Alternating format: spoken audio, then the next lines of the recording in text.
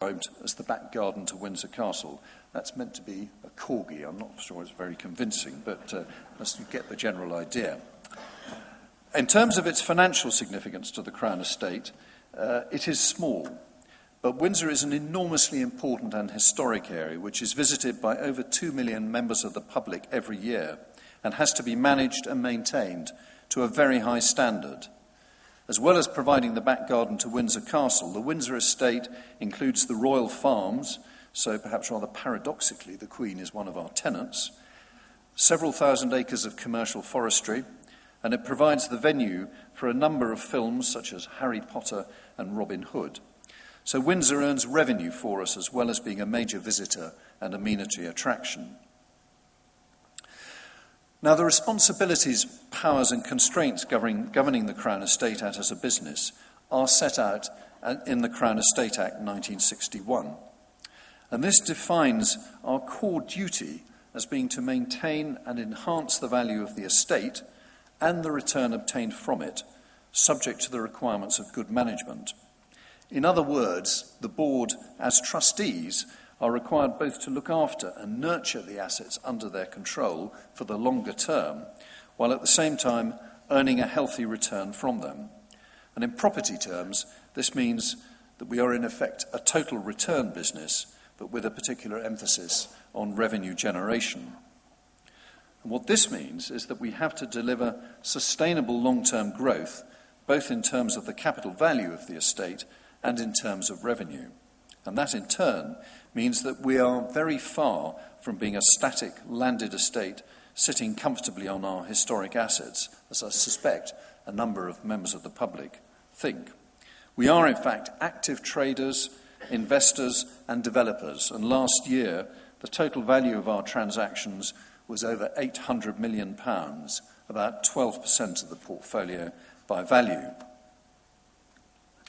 Now, in pursuing our statutory duty, we have a number of powerful things going for us, but we also face some quite significant constraints which other property businesses, generally speaking, don't. So first of all, what are our advantages? Well, first, the fact that we have a very diverse portfolio with urban, rural and marine components. And this diversification helps us because the performance of each of the portfolios is driven by different economic factors. So, rural provides a predominantly capital value return, driven, for example, by food prices, house values and lifestyle. Marine provides mainly a revenue-driven return, driven by energy prices, aquaculture and leisure. Urban, on the other hand, provides a combination of the two, delivering both capital and revenue growth. Not only do these varied characteristics of the different parts of the portfolio help balance each other out in terms of delivering performance, but they are quite often at different points in their cycles. So when, for example, commercial capital values were plummeting in 2007-8, our overall position was considerably helped by the fact that a rapid growth in commodity prices boosted the value of our rural portfolio by 23%.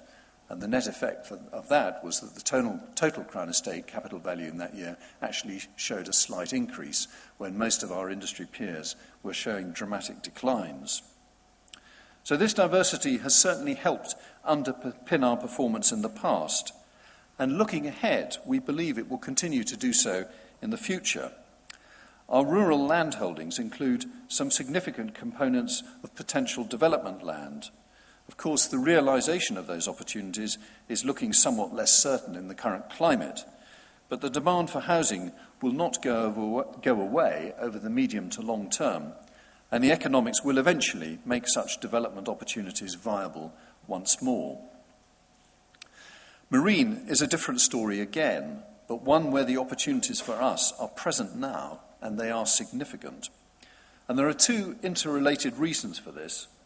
First is climate change and the UK's international commitments through the EU to reduce its CO2 emissions and to increase radically the proportion of energy to be generated from renewable resources. And second, the UK government's understandable concern about our security of energy supplies as our natural oil and gas reserves deplete, and our nuclear power stations become obsolete and have to be replaced. As a result, the government is now pursuing an extremely ambitious renewable energy programme, and much of it is offshore. As owners of the entire seabed around the UK out to the territorial limit, and beyond that of the licensing rights for renewable energy installations out to the UK continental shelf, the Crown Estate is poised to become landlords of some 8,000 to 9,000 wind turbines by 2020, alongside wave and tidal power devices. Already, offshore wind is generating some 1.3 gigawatts of electricity, enough to power just over 1 million homes.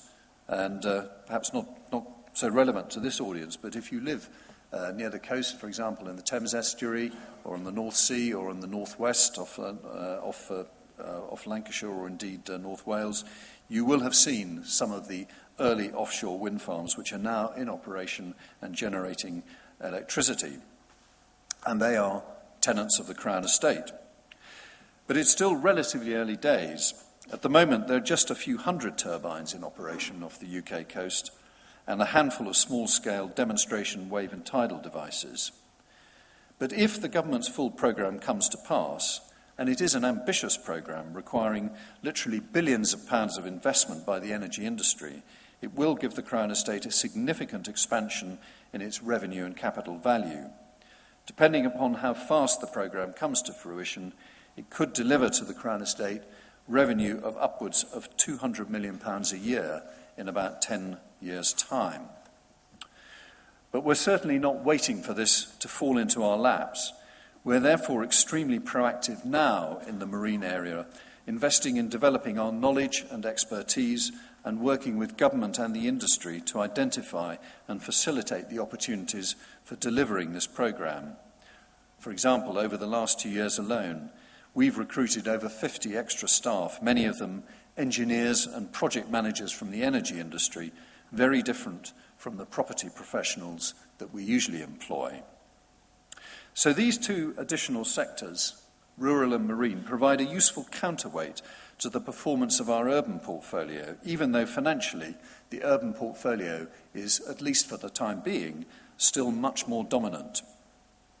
The other important point to note is while they can provide a good counterbalance in the short term, both these portfolios, the rural and marine ones, are very much long-term plays in which we can plan and lay the foundations for sustained performance in the longer term, 10, 20 or 30 years or more into the future. That's an important aspect of what it means to be a long-term business. But there's another important benefit of having such a diverse portfolio, and that's the opportunity for synergy and cross-fertilisation. The different estates can learn from each other and identify opportunities which otherwise might pass by.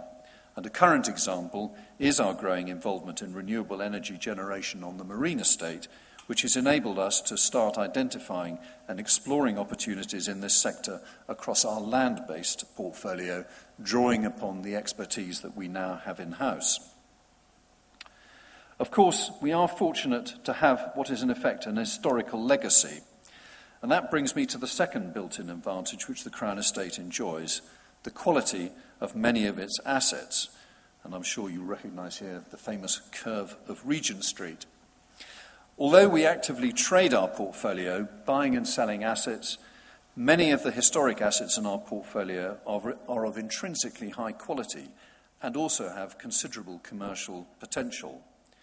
I'm thinking here not so much of the odd castle that we own, but of our assets in central London, in particular Regent Street and much of St James's, high-quality agricultural land in the east of England, land close to conurbations, well located for future development opportunities in the years ahead, and, of course, the unique asset of half the UK's coastline and the entirety of its seabed.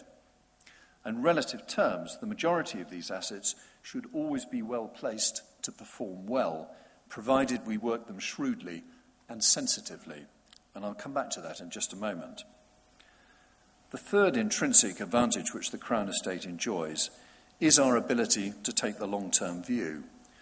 While we're certainly very focused year on year on our financial performance, and the Treasury takes obviously a keen interest in that, We do not have to worry